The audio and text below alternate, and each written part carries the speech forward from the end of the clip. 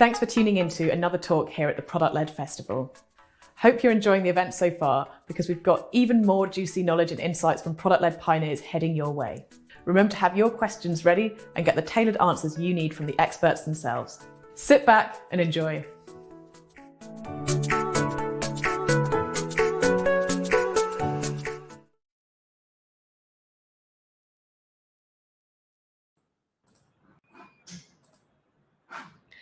Hello everyone and welcome back to the Product-Led Festival.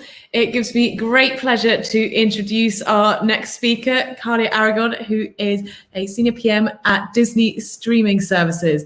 And today Carlia is going to talk to us about how to adapt to anything and how to be a product chameleon.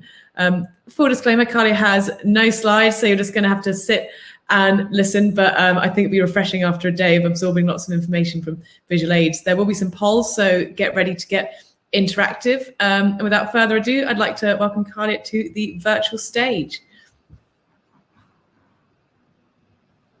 Thanks so much, Heather. So hopefully Heather already mentioned it, but no slides. So first I'm going to put out one of the first interactive polls that I'll be doing in this session, but just want to formally welcome you to this talk. Obviously, there's been a lot of incredible speakers, so big props to Heather and her team for putting together a great conference, but I'm pretty competitive, so I hope that you enjoy mine the best, and I'll try to make it worth your time. So as I mentioned, we don't have any slides, but this is meant to be interactive, so please feel free to fill out the polls as they pop up, and as you have questions, please drop them in the chat. First, I'd love to see kind of who's in the room, so I'd love for you to post maybe where you are located in the world and what size company that you work at, just so we can see kind of who's around. Well, I want to also give you some other disclaimers. All I have today to share with you is the power of my story and my lived experiences. I'm not a published writer or have a big Twitter following, but I promise you that I'll be as vulnerable and as authentic as I can be. I'm here in service to you. So let's get started. What is a product chameleon? Well, my definition of a product chameleon is a product leader who can assess, adapt, and thrive in most companies and product teams. And after our conversation today, I hope that you're able to walk away with tangible takeaways to apply this to your own life. We're going to be talking about how you can assess what kind of product manager a company needs you to be, how to be that person, and why we should care. Of course, because of this stage, all in service of progressing our career to the next level. So thank you so much for participating. For the few of you, excited to see people from Amsterdam, Miami, Minneapolis, Texas. So just a little bit more about me. As Heather mentioned, I'm a product manager at Disney Streaming, obviously a very big company, but I haven't always been there. I actually started my professional career in the nonprofit space. I studied political science and wanted to change the world. And I actually fell into product by accident. I'm sure some of you know that in the nonprofit world, you really have to do the job of multiple people because they unfortunately don't have the money to be able to hire more. And that's how I started my first product kind of ownership role, by being a systems and database manager for a nonprofit. Fast forward to today, I would say that I consider myself to be a living, breathing product chameleon. And so I think a good place to start would be with my first product interview. I'm sure all of you can think back to yours. But for me, I was transitioning again out of the nonprofit space. I was working at a consulting agency where I had large clients like Foot Locker, Google, and the like. And so I found a small startup agency that worked in the artificial intelligence space. I thought because of my skills working in the client side and managing the operations, I could be able to pick up the product stuff without that much of a problem. But during my first phone screen with a hiring manager, I got hit with the question, what is the difference between an SDK and an API? I had no idea what the right answer was. Now, of course, I do, but the Carlia who studied transitional justice and worked on building texting tools and customer databases didn't. In the moment, I felt like a failure. I felt like, how can you not even pass an initial phone screen? But what I've come to realize is that my real mistake was not being able to assess the product culture of the company and see what kind of product manager they wanted. Now, I know I'm not the first person to tell you to prepare for an interview. Obviously, that notion isn't new to you. You're already in product, duh. But what I'd argue is that taking a beat and doing the kind of assessment that we're going to talk about here throughout your career is really important. Personally, I use this example because I'm still a little embarrassed and want to make something positive out of a less than ideal situation. Next question. Let me push it here on the poll. When you're evaluating a new company or job change, what is the biggest factor that you consider? For me, the ways that I've learned to assess the companies comprise multiple things. What is the makeup of the company? What is the size of their staff? What kind of roles do they hire? What's the financial stage of the company? In this instance, for example, if I would have done a little bit more research into the company and the kinds of roles they hired, I would have discovered that they didn't hire any of the supporting functions that you sometimes see in product organizations, things like technical project managers, program managers. And so I could have assumed that all of those roles would have rolled up to product managers who are working directly with engineering and other cross-functional teams. Based on the company as well, I would have been able to figure it out that a main tenet of their business or their tech stack was their proprietary AI technology. So going into an interview, I would have been more prepared for the more technical-minded questions, since I know that was a big part of their company's ethos. Now, I know that every startup or corporate company isn't always looking for the same thing, but companies do reveal what their culture is like, and you can always ask to verify. We have tons of community resources to be able to research companies to really get the true nitty-gritty details about what it's like to work there. There are tools like Blind and Reddit, and you're just a LinkedIn request away from figuring out a bit more about what the company is like. To give you a starter, here are a few sets of questions that I think will give you some good insights into how the company functions and what product managers are expected to do there. What are the top skills of a successful product manager at this company? What's in your tech stack? How important is the Agile or Scrum framework to this company? Do you have KPIs? Who are your key stakeholders? Now, I know that this isn't an exhaustive list, and for those of you that have some other great questions that you ask, please feel free to drop them in the chat. But no matter what, all of these questions will start to give you a sense of what the company needs a product manager to be. And the next question is, how do you be that person? Well, the short answer is you have to adapt and to just do it. But since that isn't helpful, let me give you an example from my past. I used to work at a privacy company called Ghostery. The company was a small startup size, about 15 people when I first joined. I was the second product manager to be hired. My manager at the time was a de facto president that had lots of competing priorities for his time. It was clear to me that I would have to wear a lot of hats and would have a lot of independence, but would have some limited support. At the time, the company was moving to a subscription model, and one of the platforms they supported, Safari, was going through an update that would make their previous product obsolete. My task was to launch a new product that would support Safari users taking advantage of the newest Mac operating system. How many of you have built a net new product with limited resources that serves a broad audience? I would love to hear about that in the chat as well. For me, I ended up with a very, very small staff, one UX UI designer in New York and one developer in Munich, Germany. Now the question is, how did I get it done? Well, first I had to become a morning person. Since my only developer was based in Munich, Germany, while I was here in New York, the earlier I got into the office meant the more time that I had with her. I know it sounds really silly to call this out, but I think it showcases a great example of how being accessible to your team is an easy way to adapt to a given culture.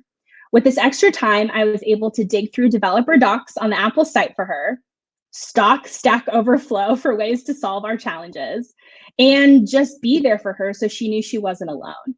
Even though she kind of was.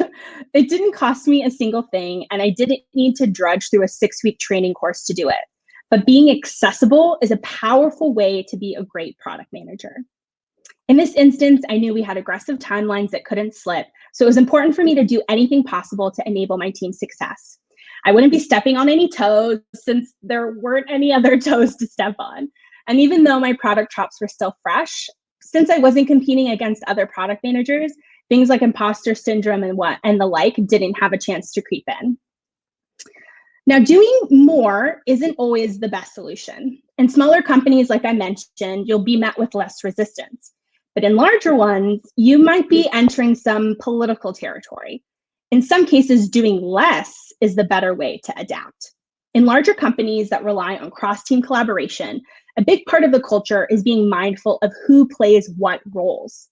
Knowing how to maneuver that space almost is more important than getting the credit for being the person to do the job. Sometimes you have to go back and to step one and assess the culture. It could have changed over time, and a role that you played at that same company could be someone else's responsibility. Adapting to ever-changing process can be really fun if you lean into it. I would argue that a large part of my personal success comes from being able to thrive in ambiguity. Learning how to embrace it and excel is a powerful way of adapting as a product manager. To make things a bit more tangible, let me give you an example from my current role. The Disney streaming company and the Walt Disney family is one of the biggest companies I've ever worked for. When I first started, I learned all these new functions that I had never interacted with before. It was kind of an alphabet soup. We have things like TPMs and EPMs, and I'll call out two in particular that I learned how to work with. A TPM. In our company, a TPM stands for a technical project manager. They focus on the execution work with engineering directly. They interact with them daily and manage things like JIRA delivery, timing, and the like. This was a role I had obviously played in the past, so I wasn't used to giving up that responsibility to someone else. The second team I'll call out, the EPM team, or the Enterprise Program Manager team. They're a group that focuses on the high-level execution of work. They work cross teams. They support communication, escalation when necessary, and delivery tracking for leadership. Again, something that had rolled up into my role, and I had to learn how to adjust. It was really important for me to be able to figure out how I could uniquely bring values to these teams. Spoiler alert, it went great. And these folks are actually some of my favorite humans to work with at the company. And in regards to being able to propel your career, they also ended up being some of my biggest advocates, people that would kind of go to bat for me and talk about my skills and leadership to others, which is an indispensable quality to have. But how did I do it? Well, the first thing I did was drop the ego. If I focused too much on what I had done in the past and how I was losing that responsibility now, that would be a futile fight that I would never win. So I decided to focus on solutions and ultimately make friends. If I wanted to interact with all these new teams, it made more sense for me to have positive relationships with them. In short, I adapted to figure out how I could uniquely bring value and allow my teammates to do the same in their own remits. So now we get to my favorite part, the why. I'm going to drop another poll. What do you most enjoy about being a product manager? Well, we're talking about the why. So we talked about how you can assess a company and what it needs, and even how you can be able to be that person. But this begs the question, what do you enjoy most about being a product manager? And I would love to hear from you. For me, this has been important because it's allowed me to become a product chameleon. So let's dig into that a bit more. A chameleon reflects their environment as a form of survival, but you could say that they are also comprised of their environments that they have been in, and they use that experience as a skill to their own personal benefit. So for me, that has meant me being able to reflect on my time working in smaller companies where I was given more independence and freedom to try new things on a smaller scale and flex things like my technical acumen without oversight or complication. But then looking at times working at larger companies where my impact is arguably smaller, but I get other benefits like working with a large product organization and having peers I can learn from. For example, this talk, I used 4 of my peers to do practice runs, get feedback and input. And each time I talked to another one of my peers, this talk got better. Just as a spoiler, imagine what this was like when I first started, if I talked to 4 people before. Anyhow, something like that wouldn't be possible in a smaller shop. And so for you, asking questions about what kind of environment you want to work in or what kind of teams you want to be a part of can be really important. But I will say, despite all the changes that I've experienced in my career and the different places I've worked, I've always been able to fall back on my ability to adapt and survive and thrive in my product career. I'm here to suggest that the idea of product being so different wherever you go, with just a little bit of awareness and intention, you can find the perfect place for you. Some place that excites you and a place where you uniquely can bring value. If 2020 has taught me anything, it's that time is one of our most precious resources. So why would we waste it on doing something that we don't want to do? Thank you so much for letting me share my story. Now I'd love to open up the remainder of our time to questions, either on this topic or my background. I'd also like to share that I have very strong opinions on various types of bread, which I know is not the content of this talk, but just throwing it out there for folks that might have still being on the bread cooking business. So I'd love to invite Heather back on so we can do some Q&A.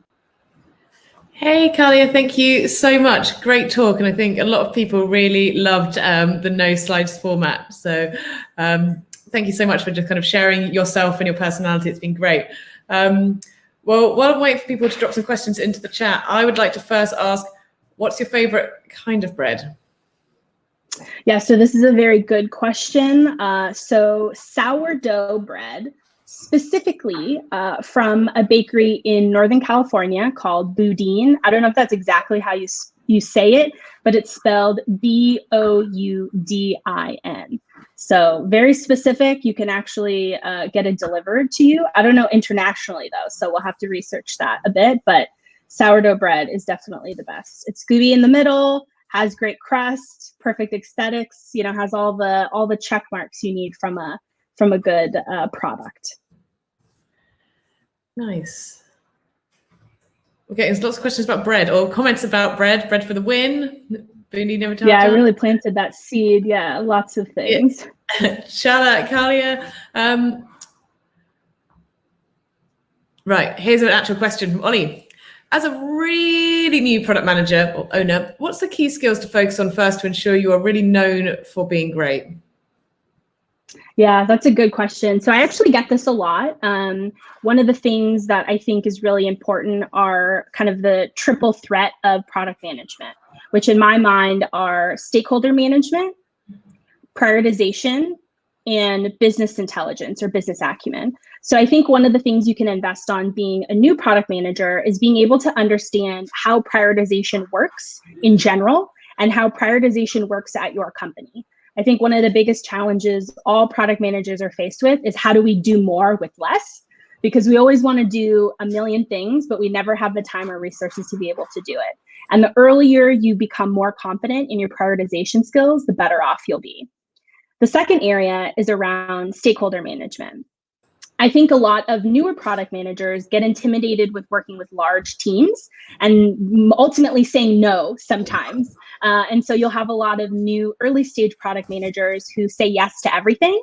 And one of the most powerful words in your toolbox as a product manager is no. And so being able to understand how to leverage your stakeholders in an effective way, listening to them, I think is something that's very underrated. A lot of people will tell you everything you need to know about them if you just listen.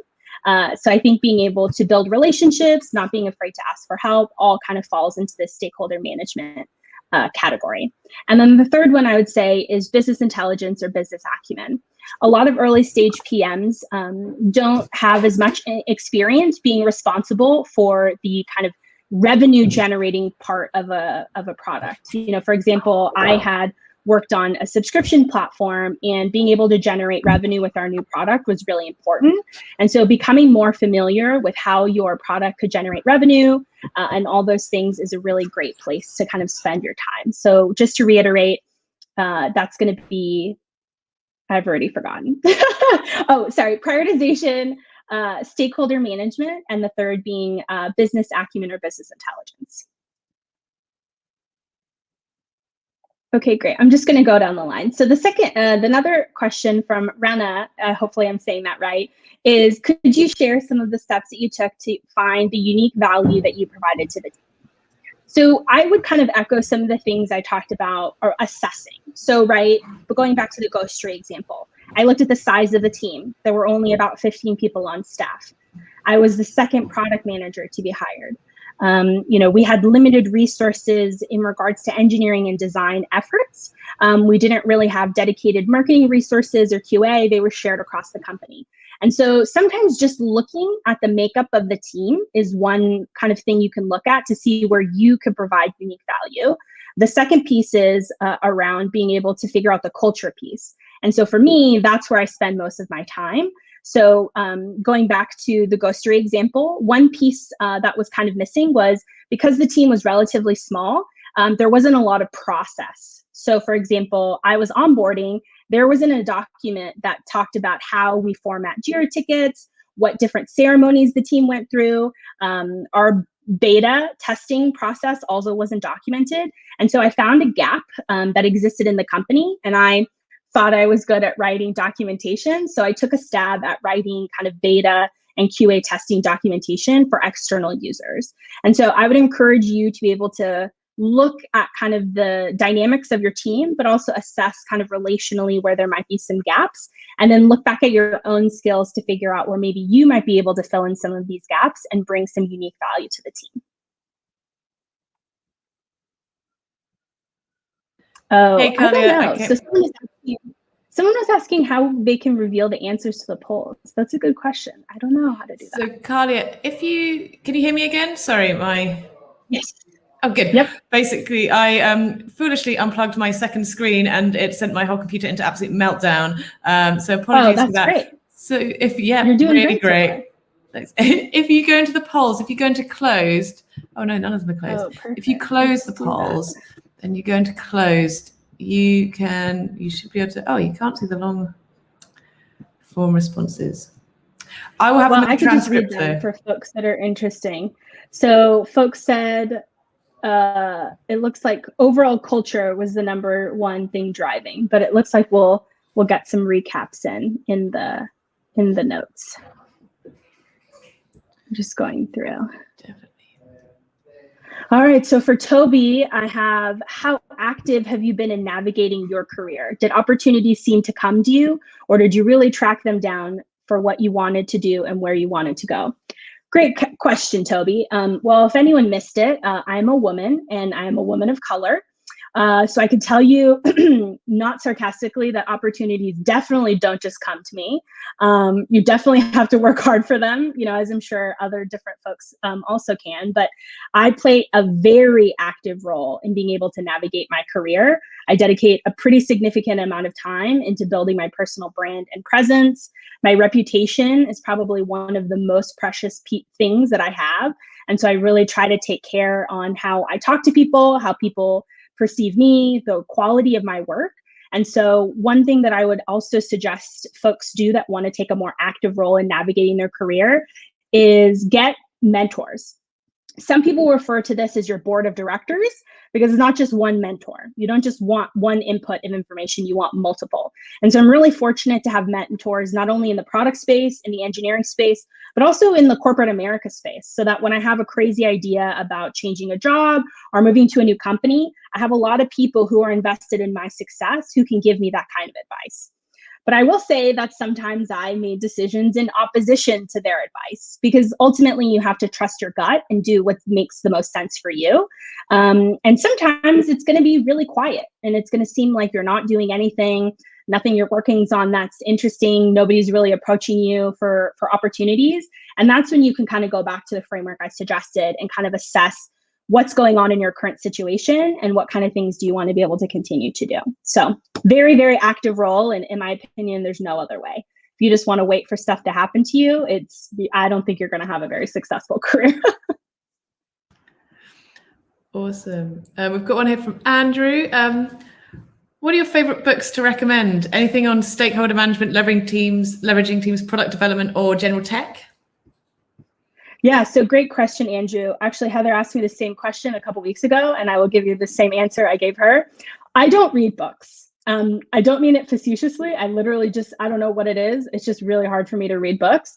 So I'm actually very fortunate to have a group of people around me that recommend books and can give me summaries on them. So I'm literally the worst person to ask that to, but I know that the product-led group has a lot of these resources, and I would encourage you to look at groups like this to have reading lists and things like that. So I can't give you any specific ones, and I'm sorry, I'm totally terrible, but I just don't read any books, unfortunately. I don't think that defines you as terrible, but thank you for the very honest answer. We've got another one here from Toby. How much autonomy do you have within your own individual product or dev teams versus the monolith of Disney overall? Yeah, so that's a good question. So I think that this is probably a universal answer for companies of this size. And so kind of, again, one of the biggest differentiations between a smaller company and a big one is the amount of autonomy and the size of your remit. So at Go Straight, it was me. Everything started and stopped with me. The designs, I had the ultimate decision, everything except the delivery date, all was within my purview for a single product. Obviously at Disney Streaming, on the side that I work on, that isn't the case, right? We work as such a cross-functional entity that, really each component, not just product, right, but engineering, our business stakeholders, they all play a very collaborative impact into being able to figure out what we're working on.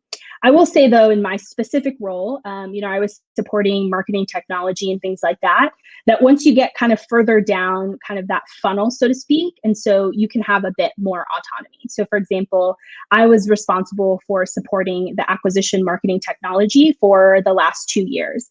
And within that, I was able to support and be the product owner for all of those third-party integrations and tools, and was responsible for driving kind of the instrumentation and things that powered it. So I think, you do get a lot of autonomy and control, but I would say what the difference is with companies of this size is kind of the span or the remit which that covers. So some people would argue just acquisition technology that supports, for example, paid media is a very, very niche space.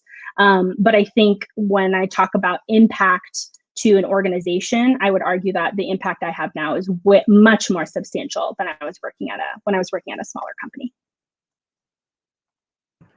Awesome. Riley would like to know, what is the entry-level version of a product manager? So this is a good question. I think each company defines entry level in a very different way. So you'll see some companies that they consider an entry-level product manager, and they'll give them a title of product manager. Others will call them juniors. Others will call them associate product managers. But from a skill set standpoint, I would say that an entry-level product manager, it has some experience, right? 3 to 5 or less years experience in any one of the disciplines that is a foundational component of products. So either you have experience in design, in engineering, in marketing, if it's a marketing technology, things like that, or kind of on the business or data analytics side. So those are just a few, to name a few, but maybe don't have a lot of substantial engineering facing experience, or you haven't been a direct product owner or responsible for a product delivery. So I would say it depends, but I think the general thing is that you have some kind of experience in one of the disciplines of product management. Nice. We've got time for a couple more cues. One from Heba. How to know you're missing skills so you can work to enhance them, both personal and technical skills?